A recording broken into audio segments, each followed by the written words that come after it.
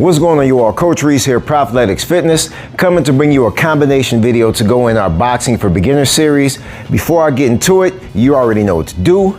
Like, comment, share, subscribe, turn on your notification bell, and I'll handle the rest as far as trying to provide the highest quality content that I can for you. Listen, the 1, 2, 3 is what we're throwing today, all right?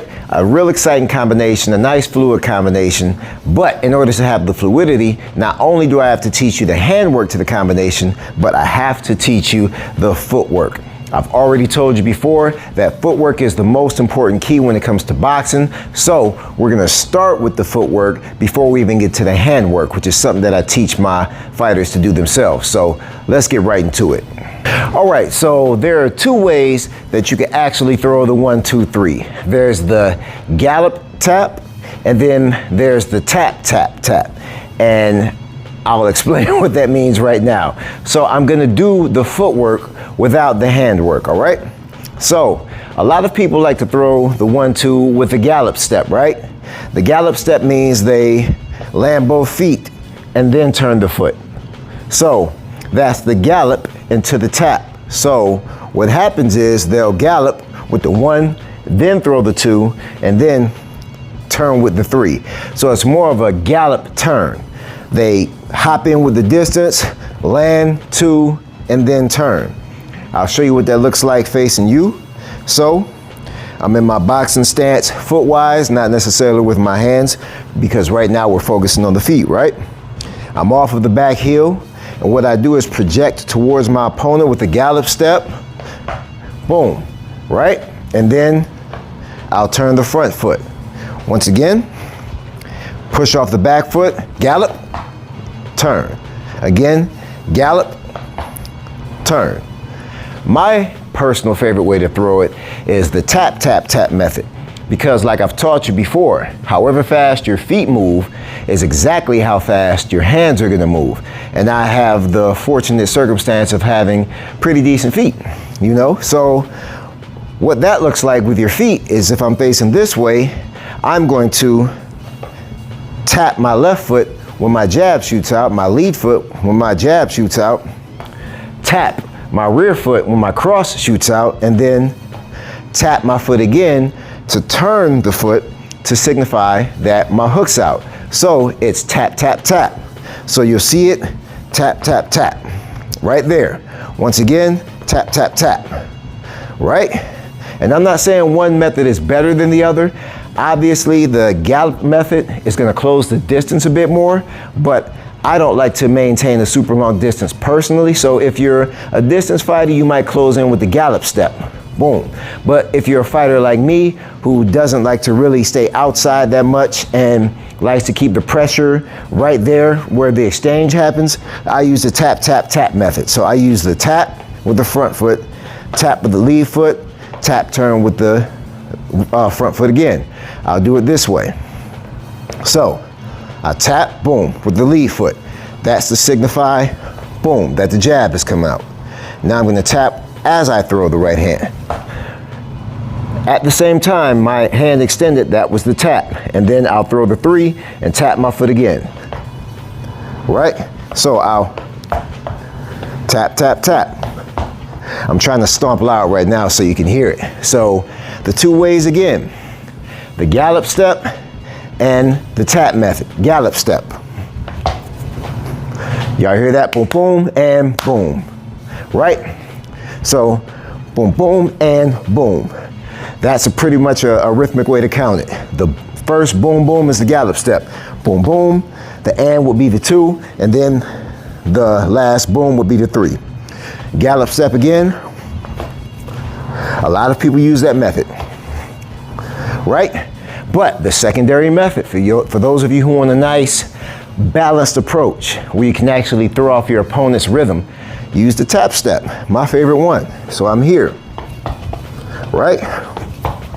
Again, slowly, tap with the lead foot, tap as you throw the cross, tap as you throw the hook. Again, facing you, right? That's the footwork. Let's get into some basics about the handwork, something that's gonna turn it into something fluid. Let's get right into it. Okay, with the handwork, this is a caveat that a lot of fighters get into where they actually slow themselves down. And it's the method in which they practice shadow boxing. So what happens is when you see a fighter shadow box, even if it's on TV, you'll see him doing like this. Right now, that's flawed shadow boxing. It looks cool, it's nice for a little video, a nice promo shoot or something like that, but this is terrible shadow boxing. Why is that? Because there is an and in the middle of these shots. 1 and 2 and. So you see the and? There is a hand retracting before the next shot comes out. There's no fluidity in this. So what that's gonna turn your 1, 2, 3 in, as far as what you wanna throw, you wanna throw it here, right? Bow, bow, bow. No and. Bow, bow, bow. You don't want this. 1 and, bow, bow, boom. You see that? That's how people shadow box. You'll see them shadow boxing getting warmed up for a fight, right? And there's an and there. You have to kill the and. You have to go straight from the end of one punch is the beginning of the next punch. That's what's gonna make your combinations fluid. The end of one punch is the beginning of the punch. So, of the next punch. So, the preceding punch is what? The 1, right? So don't do this, 1 and boom. You see how I retracted my hand before I threw my cross? Don't do that. So what you wanna do is 1. As I retract this hand, the 2 begins to come out simultaneously. As I retract the 2, the 3 comes out simultaneously. So it goes from this 1, 2, 3 to fluidity. So a good way to practice that, or a good way to think about that, is that the previous punch before the next one is actually going to pull you into position. It pulls your torso, rotates you into position for the next punch behind it. So let's say I threw the jab, right? Boom. Not only am I gonna throw this 2, but I'm gonna act like I'm pulling right here. I am pulling, boom, that 2 on out at the same time, right? So now I want to throw the 3 right behind it. So now I'm gonna act like I'm pulling my 2 to rotate with the 3. That's gonna give it the fluidity. So don't just retract your punch before you pull at the same time you're releasing the next punch. So once again, a fluid 1, 2, 3 without the speed is simply 1, 2, 3.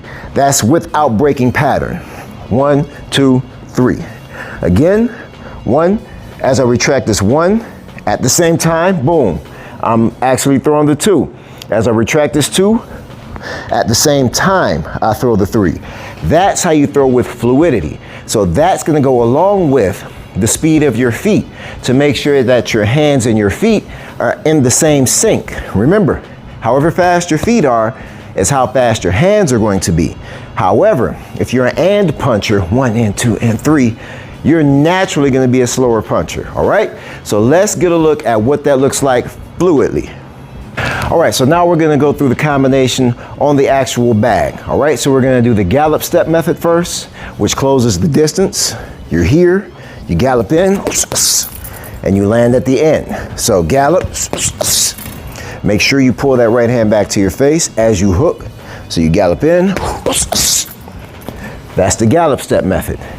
The faster method, and you'll hear it, it might be slightly faster and not a huge bit faster, is the tap, tap, tap method, where you tap your feet on each punch, and that's right there. So simultaneously, as my hands are punching, when I tap the bag, my foot is tapping at the same time. So you've got right there.